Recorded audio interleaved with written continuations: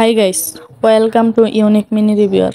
চলেন একটি mini portable fan unboxing করে দেখি এই গরমে ফ্যানটির কোয়ালিটি কেমন, দাম অনুযায়ী ঠিক কিনা। ফ্যানটির নাম হলো মিনি পোর্টেবল ফ্যান। কার্যক্ষমতা কেমন বা ব্যাটারি ব্যাকআপ কেমন, এবং মিনি পোর্টেবল ফ্যানের মডেল SS2। এই ফ্যানটি দারাজ বা অন্যান্য অনলাইন শপে মাত্র 285 টাকায় অ্যাভেলেবেল পাওয়া যাচ্ছে। প্রাইস চেঞ্জ হতে পারে, তাই প্লিজ ডিসক্রিপশন বক্স চেক করবেন আপডেট প্রাইস জানার জন্য। এই ফ্যানটির অনেকগুলো কালার রয়েছে, তার মধ্যে আমরা নিয়েছি ব্লু কালার। কালারটা অনেকটা ভালো, এর ইচ্ছা মতো আপনারা নিয়ে নেবেন।